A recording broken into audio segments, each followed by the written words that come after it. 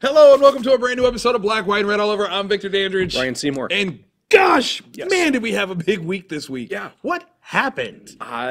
Publishers were like, let's let the writers and artists do good stuff. Wow. And they did this week. Oh my goodness. They just like spewed out goodness across the board. When I walked in and I saw the books, I was like, Right? Got to cut there. oh, Because there's only so much time. right. Like, okay, I've got 6 books up here. I literally put 3 back. Mm-hmm. Yeah. Like, that's how bad that was. Yeah. Who reads nine books for like a 6 max show? It happens.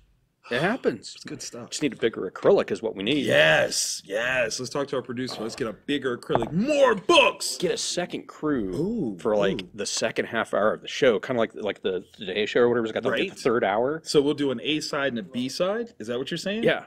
I just saw something. It could be a form of high logic. So I'm going to run it by you. Are you ready? Mm-hmm. Cassette tapes had an A side and a B side. Mm-hmm. So it was only right that they be superseded by CDs. Think about that. That's right. I kind of want to flip the table. I know, right? I saw that. I was like, that's the most genius thing I've ever seen in my life. It's absolutely like such a strange coincidental thing because it's compact disc, but A, B, C, D? It's there. What? Mm-hmm. What? Thank you, Internet, for giving me that little bit of life. But there's far smarter stuff up here. There really is. Okay, so what all do we have that is the same? Okay, we both did Shazam. Yes. We both did Prodigy. Yes. So this is a good week to join our Patreon. Oh, my I goodness. think that's going to be the Maybe. consensus. I mean, we might talk about that one. We will talk about that We're one. gonna talk about that one. Yeah. Okay, and then we deferred. Yep. Okay, where do you want to start? Let's see. 'Cause I went a new Image book, but Okay. you went with Killmonger, right? I did. Okay, Marvel Comics, Killmonger. I believe Brian Hill did the writing on this one. Killmonger, obviously, right now is on everyone's hearts and minds. Yes. I mean, after Michael B. Jordan did an excellent, an yeah. Oscar-worthy portrayal. Oscar-worthy. We now have this new, image of what Killmonger is, and this is definitely based visually off of this. We're not talking about the, bare-chested with the red belt with the spikes on it. Yeah. That actually happened with the knees out. I didn't understand that design. Yeah, choices were made. Choices were made. Yeah. During Don McGregor's Panthers Rage run, he's got like his knees out. I'm just like, Who am I to but that's cool. decide? Yeah, whatever. But instead of spikes, he now has the bumplies all on his body. But this is kind of like a prequel to how he got there. Okay. Like, what is going on in this young man's life, the turmoil, the angst, the drama, and all this that puts him on that path. And we're going to see like his first kill team and all that stuff. Like, we're getting to the core of where Killmonger comes from. Yeah. It's kind of cool. Mm-hmm. Good story, good pacing. We're getting introduced to some people. I have to admit, this is one of those dangerous situations. There's a character that makes an appearance in this book that then makes you look at why Killmonger has not been more active in the rest of the Marvel Universe. You know what? I got to show you. That is interesting. The person is, and once you see the person, you go, "Oh, that's a great question. Why hasn't he?" Yeah, why hasn't he? Right? Actually, It just becomes that thing. You're like, oh. And if that's a direction that they're going in the future, I'm 100% all about that. Yeah. That would be a problem. Yeah, because it is the foot in the door for that whole other world. Right? So, it's a really good book. I wasn't expecting it to be as good. Like, I thought it was somewhat of a cash grab. Like, oh, look, Killmonger's popular. Let's jump on it. No. Really well written. I can't speak. Really well written. And the art is really nice, too. Like, I really dug it. So, And it is one that our subscriber base was very low numbers on it. Oh. So a lot of people, I think, felt the same way. Like, why do we need a Killmonger book? Right. Maybe there's a reason for it. There is a reason. We will be looking for a Killmonger series. Yes. Yeah. Tell me about Die. All right, die as in dice, like you roll them. Because all right, so when I first ordered it, I saw a die, and I'm like, okay, that's got to be killing. Like that's just what it has to be. And there is that involved with it, but it's actually specifically referencing dice. Kieran Gill and Stephanie Hans are weaving this story of like D&D gone wrong, kind of. Apparently, there's this set of dice, and this I'm kind of guessing they're magical. That's how things get going. Right. But there's this group of kids decide that they're bored with regular role-playing games. I'm going to try something more esoteric. Extreme role playing. Yeah. Okay. So they end up going missing for 2 years. Wait. These, what? Yeah. Hold on. Yeah. These 6 kids. There's these dice, and each of them have a dice assigned to the personality for the character they've created. Okay. But it takes them from where they're at into this fantasy world. Oh my god. And they're gone for 2 years. They come back. One's missing an arm. Like one of them is just completely missing. So that's kind of the thing that's driving the story. And it's dark. It's wonderful because once they get to that world, right? It's kind of like if you've been reading Birthright, it's kind of like the reverse. These people get sucked into that world. Okay. But very, very cool. I enjoyed it quite a bit. It is not a book that mixes in humor, kind of like Marvel movies to break stuff up. Okay. It just hits you. So this is like a dark Jumanji. Kind of, yeah. Okay. Yeah. Okay. It's got a very Vertigo feel to it. Oh. So if you're into Vertigo comics, this would go well with you. Okay. Ooh. Yeah. Very good. I wasn't expecting it. Right. See, that top tier. You're like, I'll try it. This is the joy of what going to a comic shop is all about. Yeah. When you pick up a book that you have no idea what you're going to expect, and you love it. Yeah, and talk to the people at your local shop because they're reading a lot. They'll be able to point you in the right direction. Just let them know, right? And we'll talk to you. And even if they disagree with you, maybe the basis of their disagreement is grounds for you to try a book. Yeah, you're like, oh man, I hated this book. And you're like, oh really? I'm gonna buy that. Yeah, yeah. Because once you figure out if your tastes are in opposition with or along with, right, then you know, right. So if they're like, this book sucks, you're like, let me get 2 of those. Yeah, that means I will like it. One for me and one for my friend. Yeah. Who also I'm going to get to read it. That's important. That's how it works. Okay, so Shazam. Yeah. One of the things I love about this is, and they're even doing it in Doomsday Clock. Yes. With the movie, the lightning bolt kind of lights up a little bit. Yes. And I like how they subtly now are doing that within that. So they're kind of incorporating the DC universe, the cinematic one, into that. Right. That's very, very important. Yeah. This is a Shazam that's picking up after the New 52 iteration of the character, which is very, very important. Yep. You do kind of have to know that to fully embrace the story as is. With that, we have the Shazam family, which is 5 or 6 total members, and they are all the other foster children that Billy is living with. So not just Mary, not just Freddie. There's like at least 3 more kids that gain powers in different levels of it as well. So like one super fast, one super strong, one can communicate with electronics. All different. So very important to know. Yeah, but if you don't know that going into it, you're just kind of like, where's all these Shazamies? Like, this is crazy. This is Shazam party, just all over the place. Yeah, I think DC just re-released the trade that would collect that. Good, so, good. Yeah. I wonder if you do like a deal, like you buy this issue and you get like a percentage off on the trade, DC should push that. Yeah, that would be great. It'd be critical, right? Like it's especially with the movie coming up, because there's going to be a whole lot of people that aren't familiar with Shazam, right? That want to get in. Here's a good #1, but you need.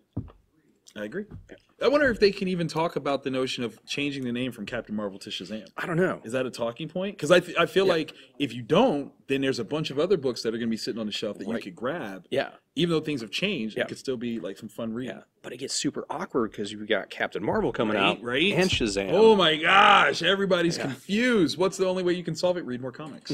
Yeah, they're there. Sounds like talk to the people at your local shop. Okay, so with this book, we're taking Shazam in a very different direction. Yeah. I like the overall concept of it, and I'm a Shazam fan. I'm sorry, I can't keep calling that. I'm a Captain Marvel fan. Yeah. I can't. It's just weird to me. Yeah. I just can't. I'm sorry. I'm a Captain Marvel fan, and I love the concept. I don't know if I like the group. Yeah, I can see that. Yeah. I can see that because it felt a little bit weird, but because I mean, not that the character is necessarily a solitary character, right? But it's Jeff Johns is putting it as like a team book, right? And I don't know if each of the individual voices have been established enough for me to follow with any sort of sincerity. Like I know Mary, I know Captain Marvel Jr. Because they've been long-standing characters. Yeah. The other 3, I am so unfamiliar with that it's hard for me to. It's almost like the chorus is impossible to pick out because there's so many voices that you don't know. Right. And that's the bad part. And it's kind of weird because it's a carryover from the fact that there was only that one trade of the New 52 Shazam. So yes, we're getting more maybe I'll shut up and it won't bother me so much later. But for right now, a couple 3 issues in, hopefully it kind of spreads out. Okay, so what we're focusing on specifically here is the notion of the magic. Yeah, that they have not unlocked the fullness of it, which I think is a pretty interesting concept. That is huge. Let's see, what are the standard places that we've seen so far? We've seen the Rock of Eternity. Yep. We've seen the Throne Room. Yes. But then we see other places that are going to be explored. Because there's something that the kids see, and I'm like, okay, that's how we're going to drive the story. Yes. I'm curious on this one. I'm not gonna lie. Like I was a little like, it's a lot, but I'm definitely on board for issue 2. Yeah, definitely. Yeah. Are you a big Captain Marvel Shazam fan? Not normally. I like it when he's splashed into stuff. Like that, like holy crap, it's Shazam. Right. That kind of thing. That's. But this could be that moment where the series that kind of gets me on board to liking the character as a solo type thing. Okay. For me, man, like I've loved him for a long time. But in Kingdom Come, when he fights Superman, spoiler, he fights Superman. Yeah. Read that. Yeah. I mean, it's not really a spoiler. That book came out like 22 years ago. Yeah. Oh my God, it came out like 22 years ago. Oh wow. Yeah. Ew, I'm old. Sorry. Give me my give me my Metamucil.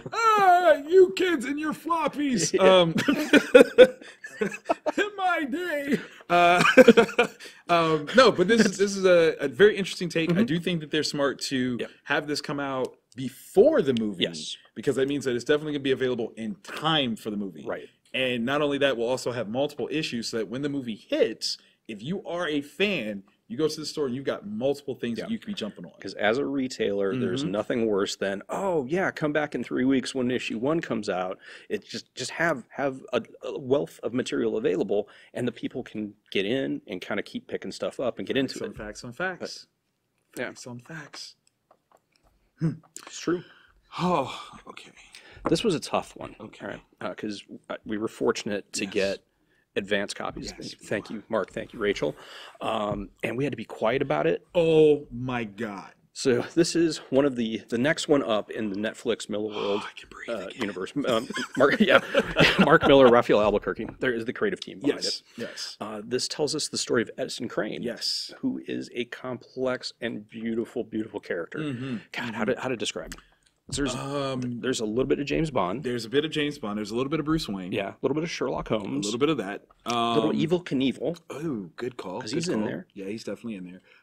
He is basically the most BA character that doesn't have powers. Yeah, he doesn't. Like none. Not a single superpower has he displayed. He's very smart. Photographic memory, cool. But these aren't things that necessarily propel you to be like better than anybody else. Like there's a drive that he has. Yes. That pushes him to that next level. And it's phenomenal. As an African American reader, I can say that he is going to be a very interesting voice for us. Now, if I'm not mistaken, he's British. That's the vibe I get. Yes. But that intercontinental difference, I literally almost wore a suit today. Just to be just Edison to Crane. film this, so I can get my Edison Crane on. Like, not even joking. I can't even say like that's not gonna like motivate me to cosplay at some point. Edison Crane. Yeah. Like he's kind of amazing. Yeah. And if you're at home and you're like, but what do I care about another character that's like really smart and Bruce Wayne-ish?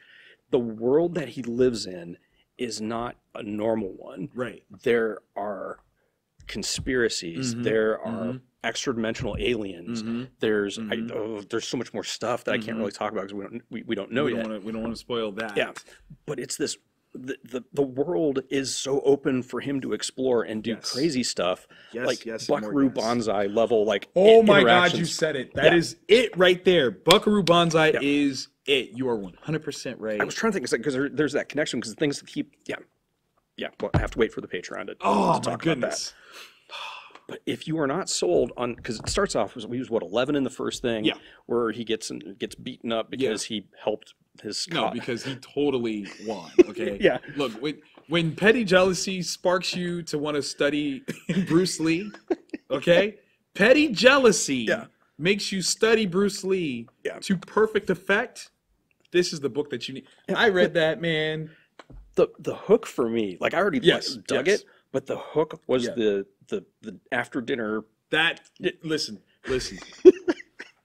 Edison is a man, a boy, who will solve a problem. Okay, it might be unorthodox that you think he might be able to solve it. He is about solving problems.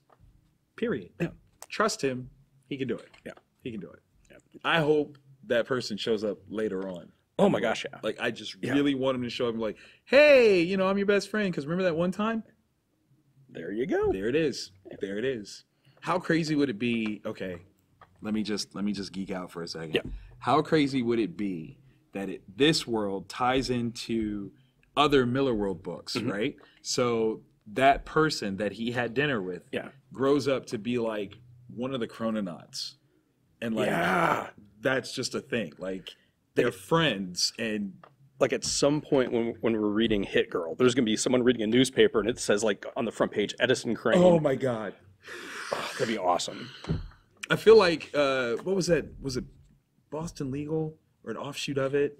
That Bill Shatner was on there. Yeah. And his name was Denny Crane. Like the whole time, I'm like, Edison Crane. Edison Crane. Like the whole time. It's just it's a mantra. It's there now. It's a mantra. Yeah. Please grab Prodigy. It is part of the Miller World Netflix collaboration, so there will be a movie and or TV show based on this. And that also means there will be no second prints. Right. Yeah. So get in now. Yeah. And this is the thing with shops. Like this is once again Ryan's shop owner talking to other shop owners. Let's go. It is fully strip cover returnable. Just like Magic Order. You cannot lose. Right. If you can float the 100 extra copies, do so. Right. So yeah, I mean that's Netflix is putting their money where their mouth is, and that's important, man. Like that's hugely important. Not for nothing, even if it's a matter of an investment, to try to get Mark and Raphael over here to go do a signing. Can you imagine if they did a Netflix tour and they just hit like all the shops that are truly supportive? Because we were talking about this earlier. So in like I don't know, phase 1 of or phase 2, maybe phase 2. We call it phase 2 of Miller World Books. Yeah. Mark was actually putting in a listing of comic shops around the world that were actively supporting Miller World Books. So what if he decides to take his, super gracious nature, some Netflix dollars, goes on a tour around the world of all those shops, and you definitely us, please us, and actually brings like friends along to sign. You've already invested in, so you now have exponential return on investment on that. Yeah, I'm just throwing it out it's there. It's a win-win. He hasn't said, but it would be awesome if he does that. It would be. And come to Columbus, maybe in the spring. It's nicer, not so cold. Yeah, not just as throwing it out there. And we've got BW3s. Absolutely. So, oh my God, can you imagine if Mark came out here and we took him to an OSU Michigan game? He would never leave. He'd be out there burning couches with the best of them. Believe it. Believe it. Oh, wait. Yo, baby. That's what's going to happen. It's going to be amazing. Yes, Prodigy. And next week, I believe, is Magic Order number 5. Yes, I believe so. Which... That's another one. If you're not reading it, find it. Find it at your local shop because it is A++. Beg, borrow, steal if you have to, man. Don't steal it. Magic Order will come get you if you steal it. Yeah. But Lady Albany says. Yes. Yeah. You don't want to. No. She'll send her shapeshifter. That's what she calls him too. That's the best part. It's not, I'll send you Ted. No. It's my shapeshifter. My shapeshifter. Read that too. Yeah. We'll definitely be talking about that next week because, yeah, so good. Okay, so we've gushed about Prodigy. I guess now it's time for some honorable mentions. Okay, so I've got 3 over here. Yes. You've got 2, but we've got one that's the same. Yes.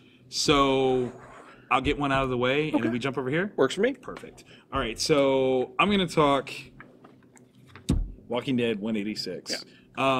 This is crazy. Okay, so this past weekend I was at Louisville SuperCon. Shout out to you guys for having a great show. I definitely enjoyed myself quite a bit. But I got to work with Jason Warner-Smith and Joshua Michael, who were saviors, of course, Gavin and Jared specifically, on the show last season.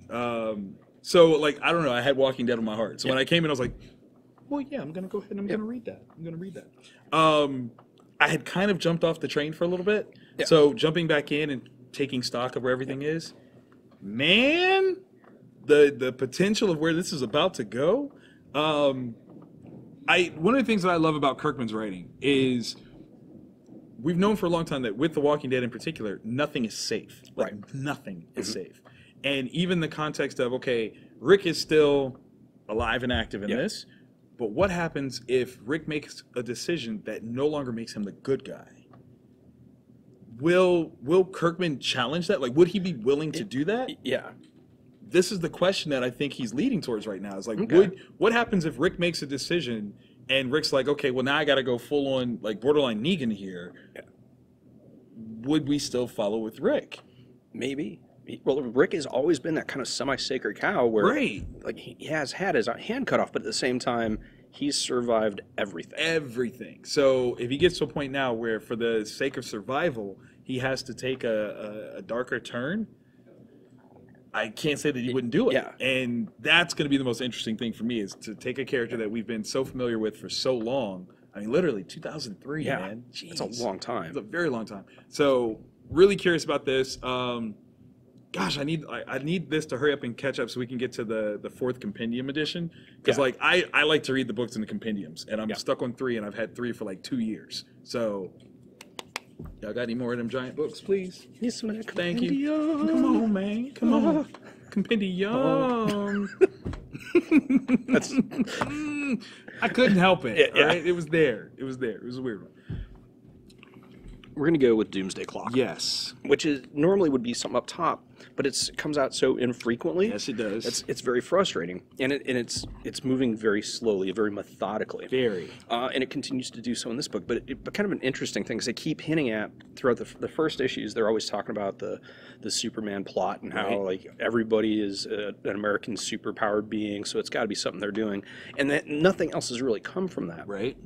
In this issue, something finally does come from it, where Russia kind of makes a proclamation and a law that they're going to try to test all their people as babies to get ahead of the metagene, just in case wow. America is kidnapping them. Okay.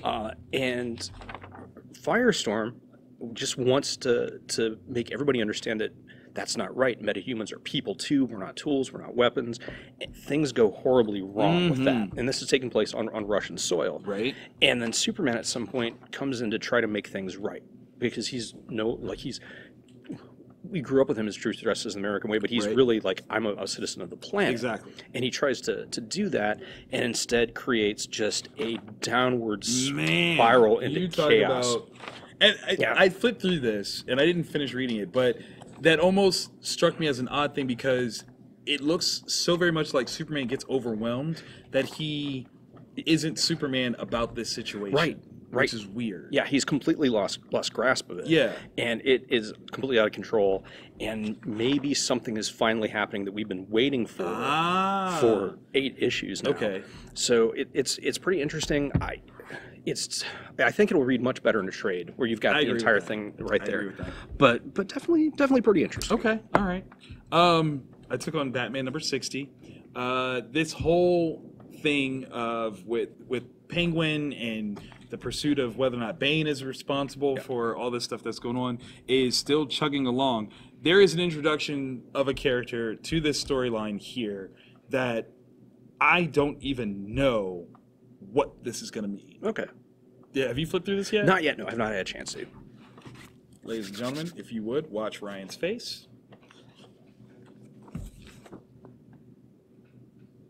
Is that? Yeah. Do not flip to the last page. Do of this. not. No, that would be a disservice, an injustice, and wrong. Yeah. Don't do that. Now I feel like a turd for not reading it already. Well, I didn't know. No, you couldn't know, but clearly you understand the notion of, well, what does that mean? Right. Like, in this grand scheme of storytelling, what? How did that? Right? And then, we've not actually seen those two characters together, correct? Not. I don't think there's been a direct interaction even. Is it that? See, that's what my thought is, but I don't know that they still interacted then either. Right. So I wish people could see. Right. Like we're like passing those back and forth. I wonder if that's the only thing. that's the only thing I can think of too. But so, like I said, the thing is that this next issue, it can all hit the fan. Yeah. Like, yeah. like there's no other way to put that. Yeah, this is crazy. Oh yeah. This is crazy. Yeah. I know Tom King is talking about like his run and different aspects of it. This is going to go down as one of the most cerebral runs on Batman in a long time, and that's even like putting up against Grant Morrison's run. Yeah. I think something about Tom King on this is gonna matter more. Yeah. If that makes sense. Yeah, I feel you, because with Morrison's run, like, it was cool, a bunch of stuff happened. Right. But with this, there seems to be a certain level of meat that people are getting into. Yes. And especially with plot twists, like, I don't even know if that's a plot twist. It's because wasn't he integral? I think he was integral in that other story. Yes, but no, all at the same time. Yeah, it's like a weird sort of dance. Yeah. Either way. Yeah. You like good Batman stories? Buy Batman. Yeah. Do it now. It's in your best interest. Yeah. Last but certainly not least, Dark Ark, issue 12. Yes. Volume 2 comes out this week, so Volume 1 and 2 are both available, and you need to buy those trades if you're not, because this is awesome sausage. This one, okay, fast read. Very fast read. Every one of these issues does go by pretty quickly. Really quickly, but the meat on the bone is succulent and savory. Yeah. Okay. Yeah, because there's the price that Shrey's wife paid. There's the monsters who are like, wait, we're near land. Well, maybe we should. Yeah, let's do this. Right. When the voice of reason says what they say, like, they're right. That's horrible. That's not the person that should be the voice of reason right there. Right. Like, at all. Yeah. And yet, 100% correct. Yeah. There's another board meeting between Shrey and the devil, and I'm like, oh, what a real, like, is he about to re-up? Like, is there? Because that's the only option he's got. Yeah. He's like, yo, look, I need help, and he's like, look, no, your task is almost done. You paid your debt. You sure you want to get back into this with me? Because, like, it's not like I see another flood coming. You know what I'm saying? Like, there's nothing. You know, nothing what I'm gonna horizon. have to ask for is really, really gonna cost you. Yeah, it's gonna cost you. And then there's another appearance of something that I don't know what they are. Yes! I don't know if I should worship them. There's just... Absolutely should, because it just seems safer that way. Right? Because, look... hedge your bets. Okay? Because these things are metal. What We're are they, not, Colin? What are they? You need to know. We're not first. Like, that's the thing. We're just like, oh. That's horrifying. Serious. What do they do if that one doesn't?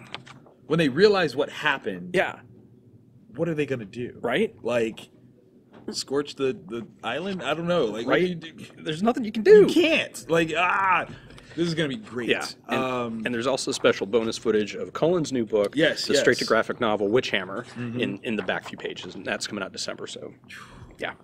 AfterShock, man, such goodness, such goodness. Just can't deal. Yeah, so good. Very good. Yeah. It's funny, like, as quick of a read as it is, it's borderline emotionally exhausting, because you're like, no, it's over. I gotta wait for how long before I get some more? Right. Look at you want a Dark Ark, baby. Hey. Yeah, because nothing happens, but at the same time, everything happens. Everything, and it just it pulls you along. Yes. At such a pace, you don't have a chance to, like, lollygag. Like, it's just and then. Yeah. Like, literally, where we are right now, the scope of what could be, could literally undo the entire series. Right? Everything that they were like, oh yeah, we're gonna do this and we're gonna save these people, only for you to come to the place that you really shouldn't have been. Right? Who built it? How did nobody? Exactly. Yeah. All of that right there. Yeah. Oh man, if this is your first time watching this episode, please click the subscribe button. Hit the bell. So that way you get notified all the time. Yep. We are on our way to 1,000 subscribers. Where are we at on that? 949, I think. Hey! So we're creeping up there. We're almost there. So once we hit that 1,000, we will be doing a giveaway. And I am once again leaning very heavily towards a Taco Bell gift card, because the bell and Taco Bell is awesome. It's there. Yeah. Ding. thing. We did joke around last show about doing something big for the 250th episode, and people were really digging that. Are showing interest. Yeah, so if you would like for us to fully flesh this idea out, definitely comment below. Hit us up on Twitter also, because we're if people are into it, we'll make it happen. Yeah, we have no problems with that. There's a dance studio, next door. But they're always like teaching, like it's like an. It's like it's like young little girls that are dancing, but they play some of the most loud hip hop oriented music. Like it's a club over there, okay? Yeah, it's there's like a little something else going on. it's a juice bar or something. Something crazy is going on because, like, literally, I swear they were playing Pass That Dutch earlier. Yeah, and I'm like, it's a bunch of 11-year-olds dancing to Pass That Dutch. Really? But have times changed? Okay, we're progressive. Yeah. I see how we do it. Yeah. Definitely comment because we can do it because we got that. We got the laser tag, which is remodeling right now, adding new areas. Is it really? Yeah. So we can definitely. There's a couple restaurants in the strip. So yeah, we're interested if you guys are. So let's make it happen. So let's sound off. I say, okay, what do you think? If we get a minimum of 50 people saying yes, we got it. I think we can safely do it because there's. I'm blanking, dude. I fully apologize. Gentleman from Utah is thinking about. Oh, Jeremy. Yeah, Jeremy. So we want to make it worthwhile for not you, Jeremy. That Jeremy. Yeah. You're always here, not you. Yeah. But like the notion of that we can even get that kind of reach. Yeah. Mind blowing. Yeah. So we definitely want to meet you guys. Yeah. Because we love you, and obviously you love us, and it means everything.